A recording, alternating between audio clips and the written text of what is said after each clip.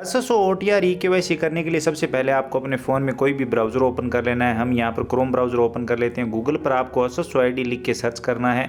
यहाँ पर सबसे ऊपर एसएसओ आईडी लॉगिन का ऑप्शन मिल जाएगा, इस पर क्लिक करेंगे। एसएसओ आईडी लॉगिन पे क्लिक करेंगे। बाकी इस पोर्टल का लिंक मैं वीडियो डिस्क्रिप्शन में भी दे दूंगा, वहाँ से डायरेक्ट आप यहाँ पर आ सकते हैं। अब यहाँ पर आप अपनी एसएसओ आईडी, पासवर्ड और ये कैप्चा कोड दर्ज करके लॉगिन कर लेंगे। एसएसओ आईडी को लॉगिन करते ही यहाँ पर आपको रिक्रूटमेंट पोर्टल वाला ऑप्शन देखना है। ये ऑप्शन यहाँ पर आपको मिल जाएगा, या फिर क्लियर रिसेंट एप्स पे क्लिक करके आपको ये ऑप्शन मिल जाएगा, या फिर अदर एक्टिव एप्स पे क्लिक करके भी आपको ये ऑप्शन मिल जाएगा।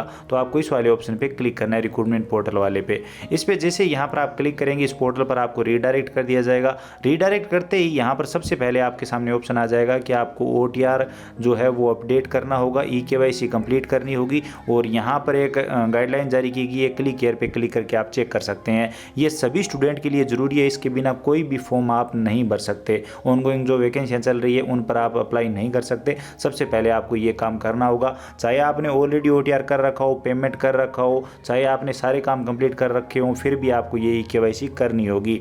अगेन बता दूं, अगर आपने पेमेंट कर रखा है तो दोबारा पेमेंट करने की जरूरत नहीं है, सिर्फ आपको ये केवाईसी अपडेट करनी है। अगर आपने एसएसओ से डेटा यहाँ पर उठा रखा है ओटीआर में, तो यहाँ पर अब आधार कार्ड से डेटा आएगा, आधार या जन आधार से। आधार कार्ड में आपका नाम, आपके पिता का नाम गलत है तो आप अपडेट करवा के ही ये काम करें, क्योंकि जो आधार कार्ड में डिटेल होगी वही आपके ओटीआर में आ जाएगी और वही आगे आपके फॉर्मों में आएगी। तो ये बात आप ध्यान में रखिए। तो अब ये काम करने के लिए आपको ओके वाला जो ऑप्शन है इस पर आप क्लिक करेंगे।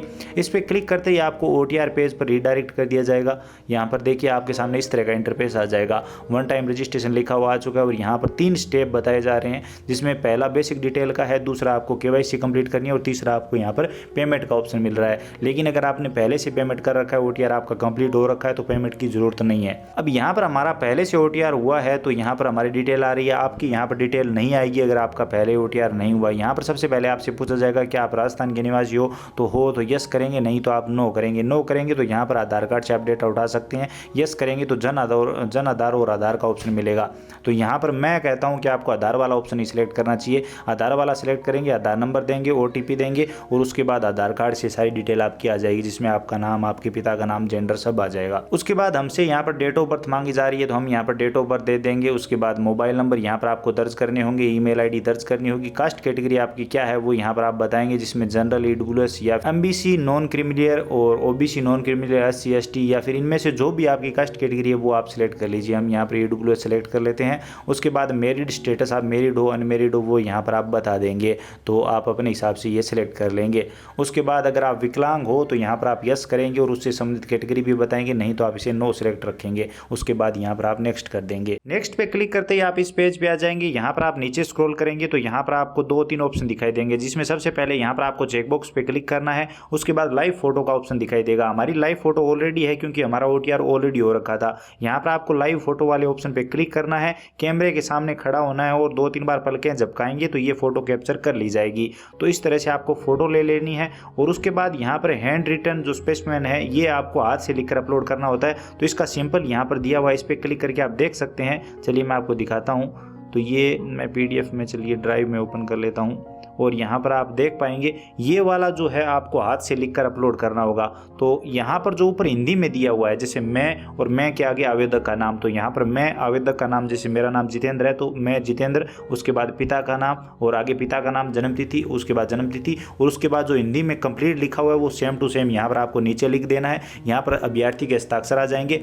इसी तरह से सेम टू सेम इंग्लिश में ये लिखना है, आई के आगे अपना नाम और पिता का नाम, डेट ऑफ बर्थ वगैरह लिख के, और यहाँ पर हस्ताक्षर आ जाएंगे, एसएसओ आईडी आ जाएगी और ओटीआर नंबर अगर है तो लगा दीजिए, नहीं तो कोई ज़रूरी नहीं है। परमानेंट एड्रेस यहाँ पर आप लगा दीजिए। तो किसी भी ई मित्र के शॉप से आप ये प्रिंट करवा लीजिए और ये आप अपने हाथ से लिखकर तैयार कर लीजिए। तो ये वाला यहाँ पर आपको अपलोड करना है। इसका जो साइज है वो 50 KB से 200 KB के बीच में होना चाहिए। पीडीएफ फॉर्मेट में आपको अपलोड करना है। पीडीएफ कैसे बनानी है तो गूगल पर आपको बहुत सारे ऐसे ऑप्शन मिल जाएंगे जहाँ से आप जेपीजी से पीडीएफ बना सकते हैं और साइज भी सेट कर सकते हैं। गूगल पर आप सर्च करेंगे जेपीजी टू पीडीएफ तो आपको काफ़ी सारे ऐसे ऑप्शन मिल जाएंगे जहाँ से आप पीडीएफ क्रिएट कर सकते हैं। तो वो पीडीएफ यहाँ पर आप अपलोड कर दीजिए। हमारी ऑलरेडी अपलोड है क्योंकि हमने पहले से ओटीआर कर रखा है। अब नीचे आएंगे तो यहाँ पर जिन लोगों ने OTR कर रखा है उनको भी सिग्नेचर देने होंगे। तो पहला यहाँ पर इंग्लिश में सिग्नेचर है और दूसरा हिंदी में।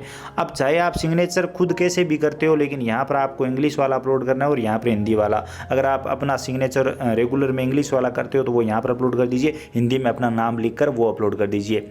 इसी तरह से अगर आप रेगुलर सिग्नेचर हिंदी में करते हो तो वो यहाँ पर अपलोड कर दीजिए और इंग्लिश में नाम लिखकर वो यहाँ पर अपलोड कर दीजिए। अब इसका जो साइज़ है वो 20 KB से 50 KB के बीच होना चाहिए। JPG फॉर्मेट में आपको अपलोड करना है। तो इसके लिए अगर आप मोबाइल से करें तो कैसे करेंगे, अपने सिग्नेचर करेंगे, उसके बाद अपने मोबाइल से फ़ोटो खींचेंगे और इनका साइज़ सेट करने के लिए आप प्ले स्टोर से कोई भी एप्लीकेशन डाउनलोड कर लेंगे। प्ले स्टोर पर आप लिखेंगे JPG रीसाइज, तो यहाँ पर आपको काफ़ी सारे एप्लीकेशन मिल जाएंगे और उन एप्लीकेशन से आप अपने सिग्नेचर का साइज़ सही कर सकते हैं जो 50 KB के बीच में हो। तो हमने यहाँ पर ऑलरेडी इन्हें तैयार कर रखा है। तो हम यहाँ पर पहले इंग्लिश वाला अपलोड करेंगे। तो अपलोड वाले ऑप्शन पे क्लिक करेंगे। तो जैसे ही अपलोड वाले ऑप्शन पे क्लिक करेंगे आप देख सकते हैं कैमरा ओपन हो रहा है। तो इस समस्या का क्या समाधान है, तो इसके लिए हमें पहले परमिशन, कैमरा परमिशन जो है वो ऑफ करनी होगी। तो चलिए हम ऑफ कर देते हैं। अब यहाँ पर आप पूरा खेल समझिए। जैसे ही मैं यहाँ पर सिग्नेचर अपलोड करने के लिए क्लिक करता हूँ तो यहाँ पर आप देखेंगे कि कैमरा ओपन हो रहा है। तो ये प्रॉब्लम स्टूडेंट्स के सामने सबसे ज़्यादा आ रही है। तो इस प्रॉब्लम का समाधान करने के लिए मैंने काफ़ी सारे ब्राउज़र ट्राई किए,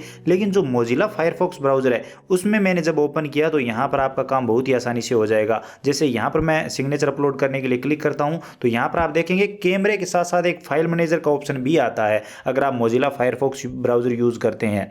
तो ये वाला एप्लीकेशन जो है वो आपको प्ले स्टोर पर मिल जाएगा। चलिए मैं आपको दिखा देता हूँ जो मैंने डाउनलोड किया है अभी। ये वाला एप्लीकेशन आपको डाउनलोड करके इंस्टॉल कर लेना है अपने फ़ोन में और शायद आप इससे कर पाएंगे। अगर इससे भी आपसे नहीं हो रहा है तो आप दूसरा ब्राउज़र ट्राई करिए और वहाँ पर आपका जो सिग्नेचर है वो अपलोड हो जाएगा। मैं अभी ये यूज़ कर रहा हूँ। तो हमें यहाँ पर अपलोड का जो ऑप्शन है इस पर क्लिक करते ही फाइल्स का ऑप्शन मिल रहा है। तो इस पर आपको क्लिक करना है। इस पर क्लिक करते ही आपकी गैलरी ओपन हो जाएगी। गैलरी वाला ऑप्शन आ जाएगा जिसमें यहाँ पर आप अपना हिंदी वाला और इंग्लिश वाला अपलोड कर सकते हैं सिग्नेचर जो आपने अपने फ़ोन में तैयार करके रखे हैं, साइज़ सेट करके रखे हैं। तो पहले हम इंग्लिश वाला सिलेक्ट कर लेते हैं। तो यहाँ पर आप देख सकते हैं फाइल नेम जो है वो सही नहीं बता रहा है। तो मैं वो नेम भी सही कर लेता हूँ और उसके बाद यहाँ पर हम अपलोड करते हैं। तो अभी हमने सिग्नेचर के फाइल के जो नाम थे वो भी रीनेम कर दिए हैं। अब चलिए अपलोड करके देखते हैं। हम परमिशन यहाँ पर अलाउ करते हैं, फाइल्स पे क्लिक करते हैं और यहाँ पर हमारे सिग्नेचर दिखाई दे रहे हैं। तो पहले हम इंग्लिश वाले सिलेक्ट करते हैं। तो आप देख सकते हैं इंग्लिश वाले आ चुके हैं। ठीक इसी तरह से हम हिंदी वाले को भी अपलोड कर देते हैं। चलिए हिंदी वाला सिग्नेचर भी अपलोड कर देते हैं। तो ये देखिए हिंदी और इंग्लिश वाला सिग्नेचर मैंने जो है वो आपके सामने अपलोड किए हैं। तो ये तरीका है।